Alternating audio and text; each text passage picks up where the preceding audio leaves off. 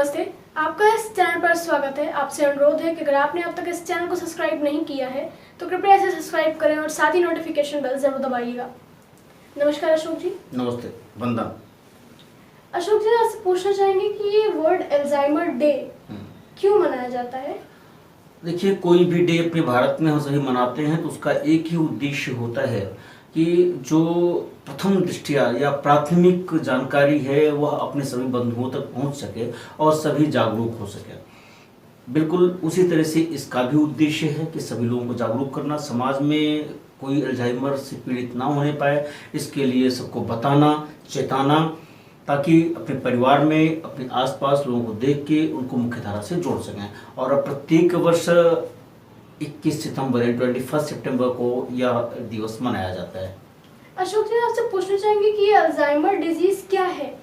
अब वास्तव में अल्जाइमर डिजीज जो होती है, इसके तो जो मुख्य कारण हैं, जैसा डॉक्टर लोगों का कहना है कि यह जेनेटिक कारणों से भी हो सकता है, जैसे जीन्स, न्यूरोलॉजिकल भी हो सकता है। और जैसे इस समय आप देख रहे हैं कोविड-19 का काल चल रहा है, किसी के पास अपने अर्थ पूर्ति के साधन नहीं है, तो प्रेशर हो रहा है, आदमी लगातार अपने घर में है, नहीं जा रहा, सोसाइटी में मिक्स नहीं हो पा रहा, तो उसकी वजह से वो डिप्रेशन का शिकार होता जा रहा है। तो ये सारे इसके कारण हैं जो अल्जाइमर्स को जन्म देते हैं। अशोक जी, आपसे ये पूछना चाहेंगे कि इसके लक्षण क्या क्या हैं? जैसा डॉक्टर बताते हैं, रात में आदमी को नींद नहीं आती है, सो नहीं पाएगा, चिंतित रहेगा, साथ ही उसका जो हाइपरटेंशन है उस तरह से रहेगा, उसका व्यवहार बदल जाएगा, वह जब कोई चीज़ बात करेगा तो रिपीटेडली बात करेगा, पूरी बात नहीं कर पाएगा, वो कुछ ही वाक्य बोलेगा।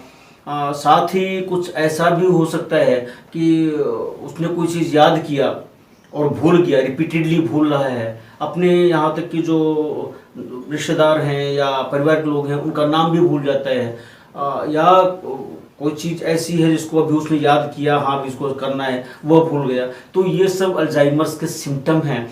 और न्यूरोलॉजिकल वे में अगर हम देखें तो वास्तव में कभी कभी तो ऐसा होता है उसके हाथ कांपते हैं और वह बोल नहीं पाता है, बुरी स्थिति हो जाती है उसकी, और वह अपनी बातों को कहने के लिए, कहीं आ जाने के लिए भी दूसरों पर ही निर्भर हो जाता है। तो एक तरह से यह अल्जाइमर कई सारे कारणों को, न्यूरोलॉजिकल, जेनेटिक्स से कई सारे कारणों को लेकर के उस व्यक्ति को दिव्यांग बना देता है। जो व्यक्ति इससे पीड़ित है, यद्यपि चिकित्सीय सुविधाएं उपलब्ध है, डॉक्टर्स के पास वह कब गया है, किस स्टेज पे गया है, इस पे निर्भर करेगा। वैसे ज़्यादातर जो लोग अल्जाइमर से पीड़ित होते हैं वह 65 ईयर्स के जो ऊपर हो जाते हैं, ज़्यादातर वही पीड़ित होते हैं, परंतु 6-7% देखा भी गया है कि और लोग भी इससे पीड़ित हो जाते हैं।